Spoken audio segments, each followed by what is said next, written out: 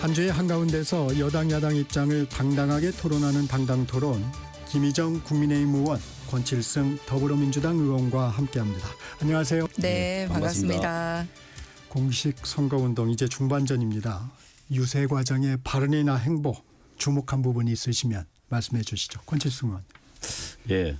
우선 좀 기억에 남는 행보는 이제 경기도 첫째 유세를 제가 살고 있는 화성시에서 했습니다. 네, 그래서 저 현장에 저도 갔었는데 그런 것도 많이 의미를 부여하더라고요. 또 그렇습니다. 후보도 그 지역을 선택할 때. 그렇습니다. 그게 이제 화성 동탄 지역인데 거기가 경기도의 정말 새로운 중심이고 대한민국의 새로운 중심으로 발돋움하고 있고 이미 그 위치를 잡고 있는 도시인데 완전히 이제 신도시죠. 거기에 이제 첫 경기도 유세지로 잡았다는 것 자체가 좀 의미가 있죠.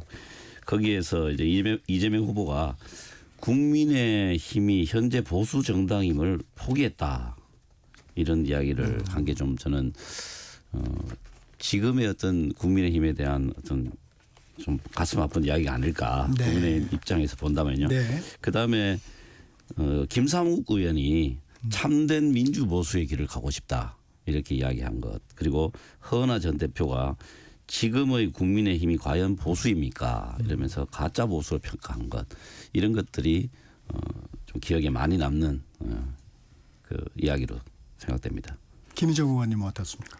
지금 원님께서 말씀하신 경기도 동탄 방문하시고 이거 말씀하셨는데요. 잘 아시지만 두 분이 다 경기지사 하셨거든요. 그런데 말씀하신 동탄, 판교 이런 개발 전부 다 김문수 지사가 경기도지사 할 때 개발한 곳이고 성공한 곳이다라는 말씀드립니다. 그래서 굉장히 좋다는 말씀해 주셔서 감사하고요. 개발의 주역이 김문수 후보다라는 말씀드리면서 시작하겠습니다. 저희가 했던 것 중에서는 현장에서 많이 들렸던 얘기를 다시 이제 유세장에서 그거를 얘기를 하는 경우가 굉장히 많습니다. 네. 어제 김문수 후보가 하신 얘기 중에서는 도둑이 절도죄를 없애자고 한다라는 부분입니다. 비유인데요. 뭐냐면 지금은 민주당이 이 와중에도 대법원장 특검 추진하고 공직선거법 개정 시도를 하고 있습니다. 대통령이 설마 당선이 된다 하더라도 본인의 사법 리스크가 늘 이제 뒷덜미를 잡고 있다고 생각해서 그런지 선거운동의 일환으로 이렇게 국회에서 이 권력을 휘두르고 있거든요. 이게 바로 도둑이 절도죄 없애자고 하는 것 아니냐라고 이제 일갈한 부분입니다. 그리고 다음으로 행보를 보면 연일 이 약자와의 동행 그리고 민생 현장 찾아가고 있는 부분입니다. 어제도 영등포 쪽방촌 찾아가서 어려운 이웃의 이야기를 경청했는데요.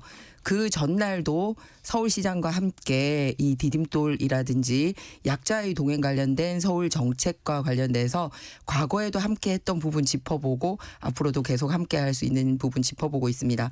사실은 잘 아시다시피 대규모 유세를 하는 게 훨씬 더 사람을 많이 보는 부분이고 이런 공간을 찾아가는 것은 이렇게 단숨에 많은 표를 얻을 수 있는 곳이 아님에도 불구하고 평상시에 했던 그런 일정을 계속 소화하면서 서민 대통령이 되겠다라는 그 약속을 계속해 나가고 있는 부분입니다.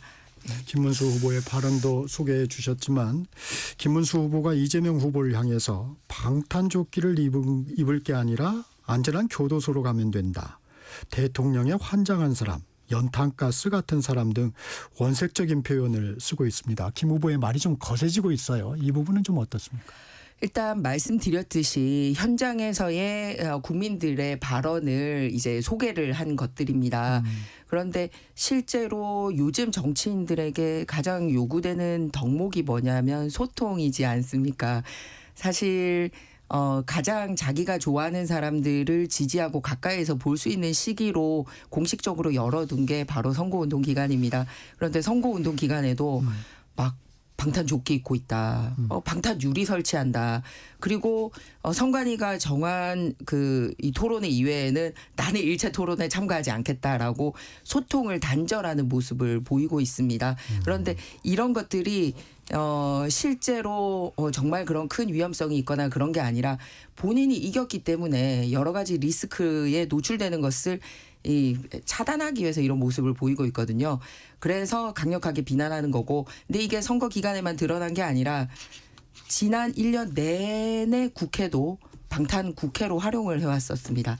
그 국회를 통해서 방탄 입법을 하다가 이번에는 이제 사법권까지 방탄에 맞게 사심제로 바꾼다라든지 이 대법원이 헌재 밑에 가겠다라든지 그리고 본인이 사법 리스크 걸려 있는 그 법을 원천적으로 고치겠다라든지 이런 거를 1년의 연장선상에서 보고 있습니다. 그래서 많은 국민들은 이재명 후보의 대선 출마야말로 이 방탄 출마다라고 보고 있거든요. 그래서 그런 거를 표현하고 있는데 급기야 그걸 눈에 보여주듯이 방탄벽까지 설치하는 완전 그 정치적인 쇼의 절정을 달리고 있는 겁니다.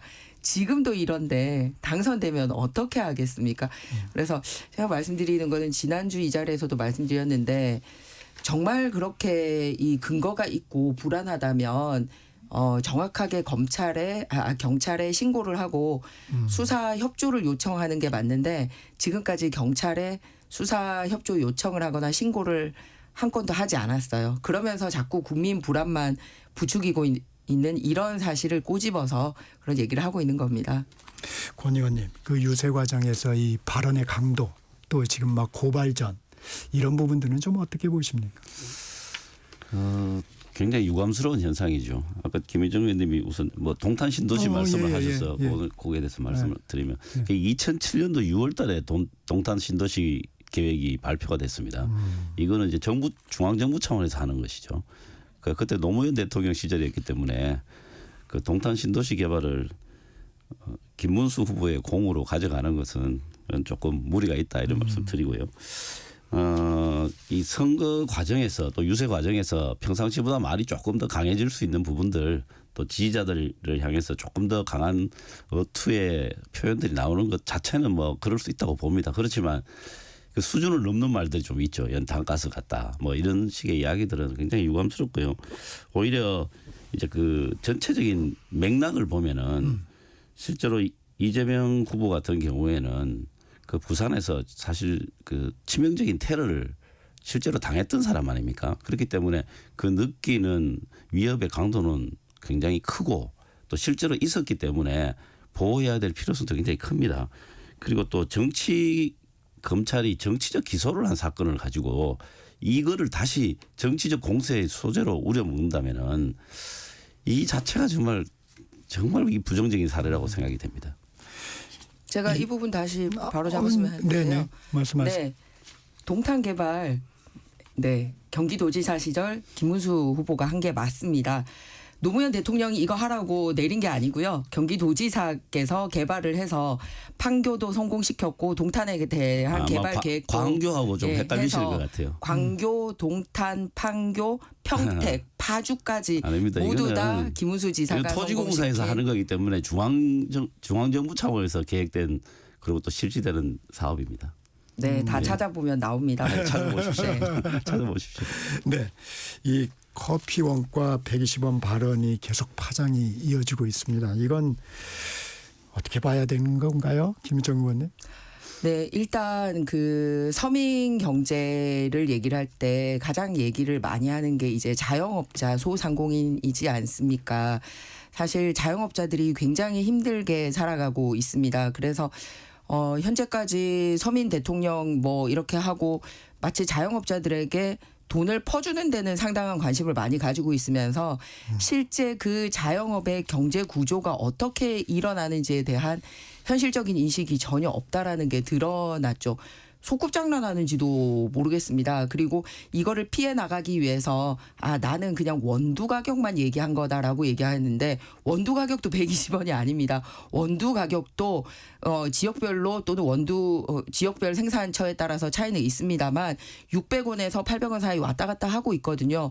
그런데 원두 가격도 120원이라는 아주 현실성과 떨어진 얘기를 했을 뿐만 아니라 원두 가격 이외에 즉 이렇게 가게를 운영하는 데 드는 임대료, 돈이라든지 인건비라든지 네. 각종 공과금이라든지 세금 나오는 거 임대료 인건비 이런 거에 대해서 일체 얘기를 하지 않았다라는 부분입니다. 그래서 정말 이 자영업자 현실을 너무나 모르는구나. 그리고 두 번째는 굉장히 뻥튀겨서 팔고 있는 것처럼 이렇게 둔갑시켰다는 겁니다.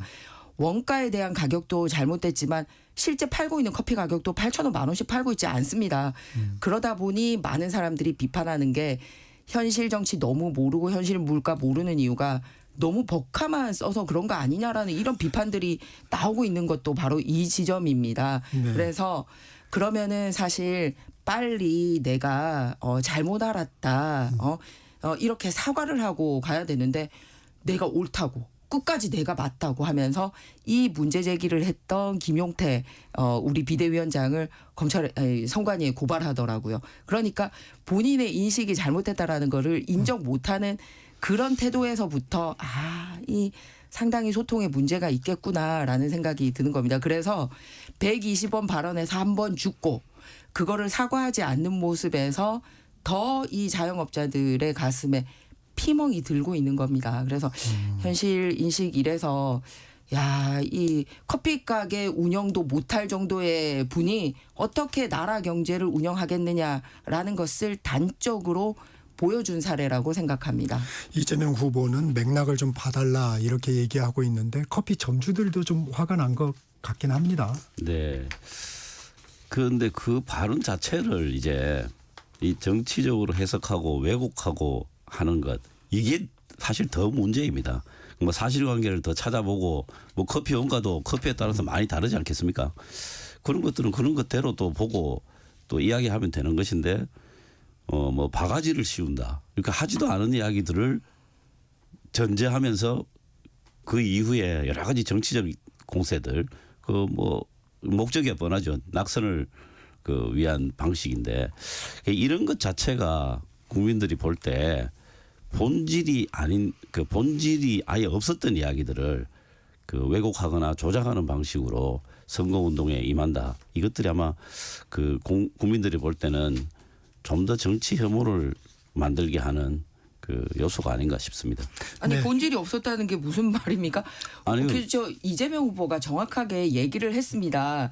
커피 원가가 120원이고 8,000원 그러니까 바가지를 씌운다 뭐 이런 이야기를 한 적이 없잖아요. 그렇죠. 네. 근데 120원짜리를 8,000원이나 10,000원에 팔고 있다라고 얘기한 것 자체가 바가지 씌우고 있다라고 정립을 했기 때문에 하는 거죠. 붙이는 거죠. 그러면 120원짜리 그러니까 원가가 얼마냐 이런 것들은 아마 커피의 종류, 원두의 종류 뭐 등등 그다음에 또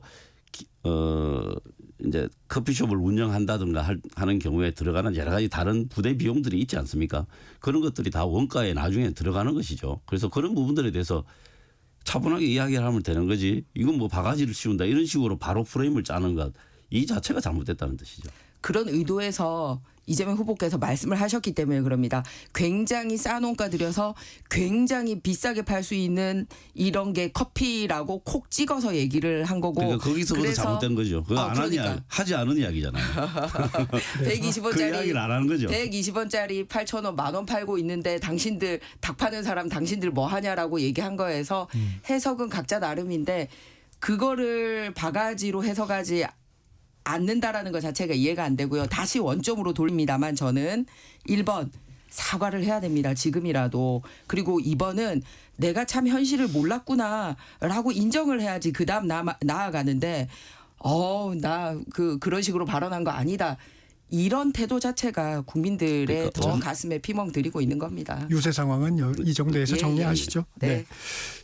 빅텐트 얘기 좀 해보겠습니다. 오히려 민주당에서 활발합니다. 김상욱 의원의 민주당 입당, 개혁신당 출신의 김용남, 문병호, 허은하 전 의원의 이재명 후보 지지. 이 부분은 지금 어떻게 보고 계세요? 보수 인사들이 지금 민주당으로 많이 옮겨가고 있습니다. 네. 그게 텐트입니까? 철이 됐네요. 선거철. 예. 선거철 되면은 철새들이 날아들고 있지 않습니까? 그런데 이 정확하게 시기에 맞춰서 왔다 갔다 하는 익조들이 아니고요. 예. 해를 주는 새들로 보여집니다. 이렇게까지 말씀드려서 죄송한 이유는 방금 언급하신 그 정치인들 본인들이 공식 석상과 공식 본인들 페이스북 계정에서 바로 얼마 전에 했던 얘기들을 생각하면 스스로가 저는 굉장히 부끄러워질 거라고 생각해요. 이재명 같은 사람은 대통령 꿈을 버려야 된다고 얘기를 하고 그 이재명이 하는 파퓰리즘 정치 때문에 헌법의 근간이 흔들릴 거다. 이런 식의 발언을 불과 얼마 전까지 했던 사람들입니다. 그런데 선거철이 되니까 본인들이 이 발언에 대해서 어떤 변화 과정을 이끌었는지에 대한 설명도 없이 그냥 지금 당에서 본인들의 처지가 안 좋으니까 그냥 갈아타는 거예요. 그런데 이 빅텐트라는 거는 국민의힘이 하고 있는 빅텐트라는 거는 네. 어떤 개인이 움직이는 게 아니라 가치를 가지신 분들의 어떤 세력의 연합이고 연대인 거거든요. 그런데 지금 민주당에서 일어나는 일들은 누가 같이 움직이거나 그런 게 아니라 개인적으로 정치적인 입지가 문제가 생기거나 이 무슨 있는 당에서 갈등을 일으켰던 사람들이 한 몸 움직이고 있는 거라고요. 그렇기 때문에 그거를 동일선상에서 놓고 보면 안 된다라는 말씀을 드리고 싶습니다. 예, 그래서 국민의힘이 하고자 하는 거는 87년 헌법이 이제 생명을 다했기 때문에 새롭게 국민들에게 국가를 새롭게 잘 수 있는 개헌연대고 그리고 이재명 세력이 하고자 하는 이런 헌법 파괴 행위에 대응하는 자유민주주의의 가치를 지키고 헌법을 수호하자라는 그런 자유민주주의 연대이고 그렇게 하기 위해서는 선거를 이겨야 되기 때문에 선거연대 그리고 당선된 이후에는 국정의 가치를 함께하는 국정연대까지 함께하는 거고요.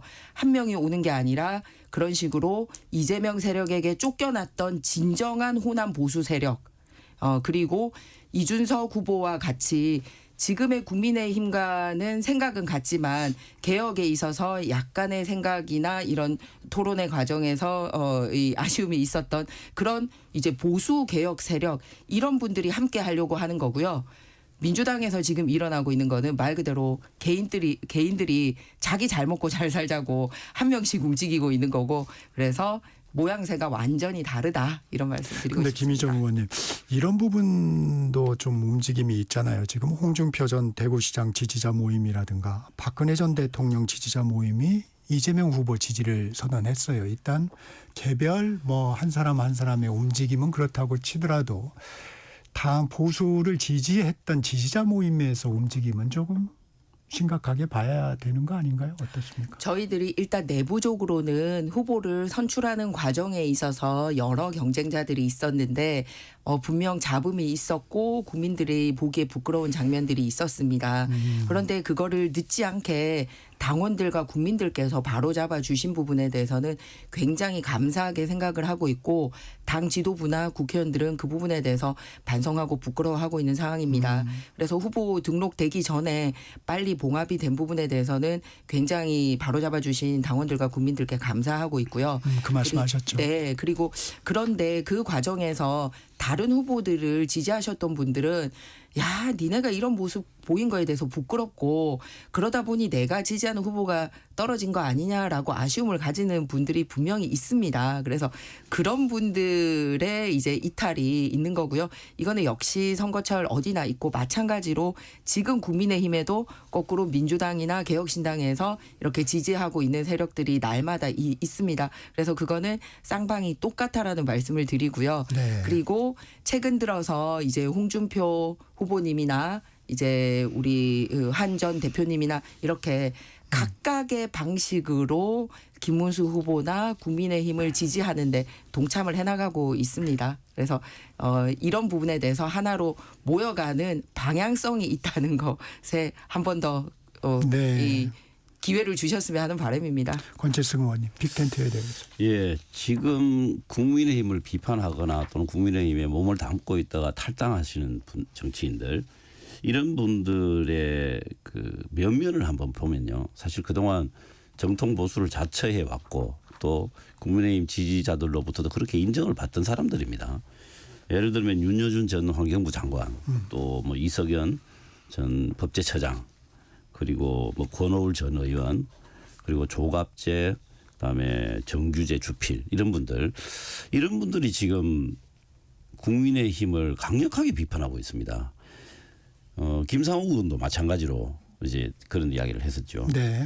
그런데 이런 분들의 그 이야기를 제대로 듣지 않았기 때문에 지금 국민의힘이 정치적으로 상당히 어려운 상황에 들어와 있습니다.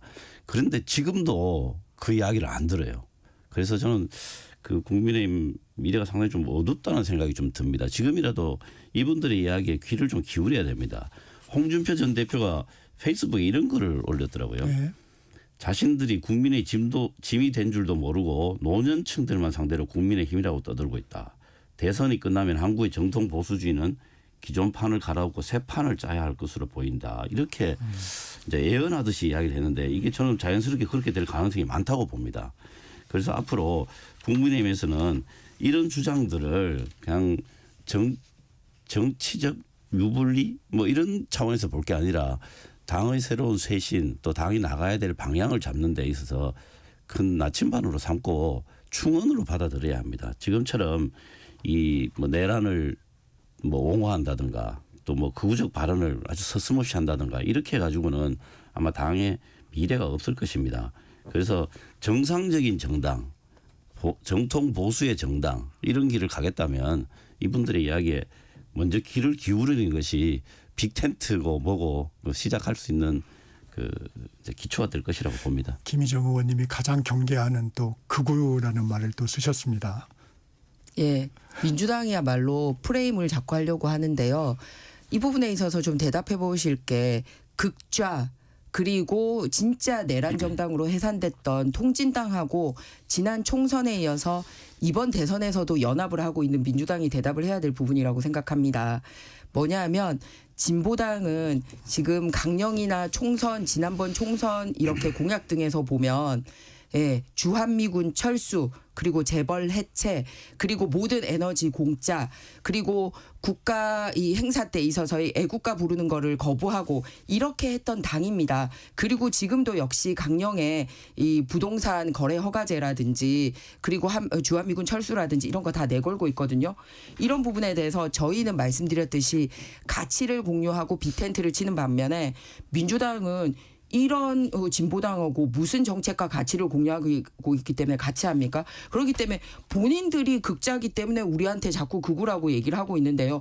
말씀드렸듯이 저희는 나갔던 김상욱이나 이런 사람들은 과거에 문재인을 지지하는 변호사 모임을 했다가 그쪽 지지 세력으로 활동을 했었는데 보수의 가치를 하고 싶다라고 해서 우리 당에서 공천도 주고 하고 당선됐는데 역시 당선되자마자 본색을 드러내고 다시 또 저쪽으로 가고 그런 상황입니다. 그렇기 때문에 앞서 윤여준 전 의원님 같은 경우도 이미 문재인 대통령 때부터 그쪽 가서 지지를 하신 분이고요. 그렇기 때문에 마치 지금 우리 당에서 본인들의 가치를 실현하려고 최근까지 노력했다가 간 사람인 것처럼 얘기해서는 안 된다는 것과 민주당이야말로 극좌 친북적인 세력들이랑 함께 하고 있는 부분에 대해서 국민들에게 정확하게 얘기해야 되지 않나 이렇게 생각을 합니다. 그 진보당의 그 강령이나 정책 다 감안하시고 함께 하신 건지 답을 주셔야죠. 내란이나 반국가 단체 성격 이런 차원에서 정당을 평가한다면 국민의힘이야말로 거기에서 벗어나기가 어려울 겁니다. 국민의힘에 대해서는 프레임인 거고요. 진보당 같은 경우는 국민의힘은 그걸 실제 실행했던 판결도 받았고 그리고 강령에도 써 있습니다. 국민의힘이 실행하지 않았습니다. 제가 말씀드릴게요. 윤석열 대통령이 실행하고 탄핵당했습니다. 그 이후에 잠깐 기회를 주시죠. 그 이후에 다 동조를 했잖아요. 동조한 적 없습니다. 지금 와서 또 그렇게 이야기하시면은 그 국민들이 다 듣는데 그렇게 이야기하시면 예, 누가 동조한 적 없습니다. 그거는 뭐 개인적인 말씀이라고 들을게요. 네. 이 단일화 얘기 좀 해보겠습니다. 지금 국민의힘에서 윤재호 국민의힘 선대위 총괄본부장이 이런 얘기를 했어요. 단일화는 합쳐서 이길 지지율이 돼야 협상이 가능하다. 지지율 상승이 성결 과제라고 했습니다. 이준석 후보도 비슷한 맥락으로 그게 논리적 구성이 맞다는 입장인데 이 부분에 대해서는 동의하시죠? 네, 그렇습니다. 아무래도 그 이준석 후보는 또 영민하신 분이고 하니까 기왕이면 확실하게 본인의 이 단일화로 이길 수 있다라는 확신이 들 때 더 이 원동력이 생기지 않을까 하고요. 그런 면에서는 좋게 보고 있는 게 이제 선거운동 시작한 지 딱 9일 지났습니다. 그래서 계속 올라가고 있는 상황이고 오히려 이제 이재명 후보 같은 경우는 박스권에 갇혀 있는 상황입니다. 그래서 아직까지 비등한 상태까지는 안 됐지만 어제 여론조사 한 군데서는 이제 그 오차 범위 안에 들어간 여론조사도 하나가 발표되고 했기 때문에 계속 올라가는 상황이 된다면 또 이준석 후보도 기왕 가치를 공유하고 있기 때문에 생각하지 않을까 생각하고요. 이준석 후보가 특단의 방법이 있지 않겠냐라고 열어둔 얘기도 하고 있는 상황입니다. 네, 권칠승 의원님, 그 단일화에 대한 전망은 좀 어떻습니까? 이준석 후보의 반응을 봐서는 뭐 전혀 단일화할 가능성이 없어 보입니다. 그래서 뭐 그거는 뭐 양당의 후보들이 또 뭐 당연히 알아서 할 이야기이겠지만 할 일이겠지만 이준석 후보의 태도를 봐서는 그럴 가능성이 전혀 없어 보이고요. 아까 자강론 비슷한 걸 이야기를 들었는데 뭐 서로 각자의 위치에서 각자의 정책을 가지고 또 특히 국민의힘 같은 경우에는 지난 3년간 그 국정을 운영했던 정당이기 때문에 거기에 대한 평가를 가지고 선거에 임하면 된다 이렇게 봅니다. 네. 한 가지 더 새미래 민주당 그 전병헌 대표의 최근 행보도 좀 소개를 하고 싶은데요. 오히려 민주당 안에서 이낙연 전 총리나 전병헌 대표 같은 경우가 오히려 이재명 대표보다도 훨씬 더 과거부터 민주당에서 핵심으로 활동을 하다가 네. 지금의 이재명 세력하고는 맞지 않는다라고 해서 이제 새미래 민주당을 만들었지 않습니까? 그래서 현재 하고 있는 이 행태가 민주당의 행태가 잘못됐기 때문에 반 이재명 그리고 친헌법 가치라는 명분 아래 네. 같이 할 수 있다라는 부분을 어제 김용태 비대위원장과 만나서 이 공감대를 형성했다는 걸로 알고 있습니다. 네. 주제를 좀 바꿔보겠습니다. 어제부터 한동훈 전 대표가 김문수 후보 지원 유세에 나섰습니다. 한동훈 효과는 어떻게 보세요? 일단 과거에도 그 소위 보수 진영에서 가장 치열하게 이 경선을 했던 사례가 예전에 이명박 대통령님하고 박근혜 대통령님이 그렇죠. 경쟁했을 때는 경선의 시기도 굉장히 길었고 두 분의 지지세도 굉장히 각각이 공고했었습니다. 그런데 그때 먼저 이긴 쪽이 이제 이명박 대통령 쪽이었었거든요.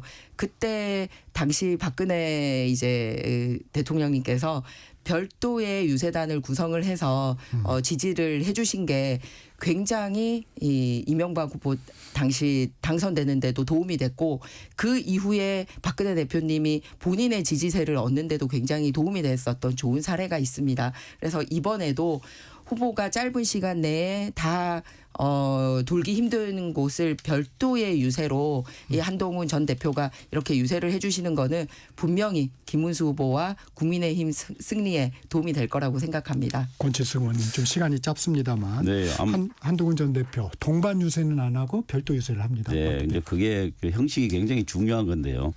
저는 뭐 마지못해서 대선 이후에 책임 회피용으로 알리바이 선거운동을 하고 있다 이렇게 보여지고요. 대선 자체에는 뭐 별 효과가 없을 텐데 한동훈 전 대표 입장에서는 그 개인 지지자들에게 뭔가 메시지를 던지는 행보다 이렇게 봅니다. 네, 당당 토론 여기까지 하겠습니다. 김희정 국민의힘 의원, 권칠승 더불어민주당 의원과 함께했습니다. 고맙습니다. 네, 오늘도 좋은 하루 되세요. 정적 시사 2부 마칩니다. 전하는 말씀 듣고 3부로 이어집니다.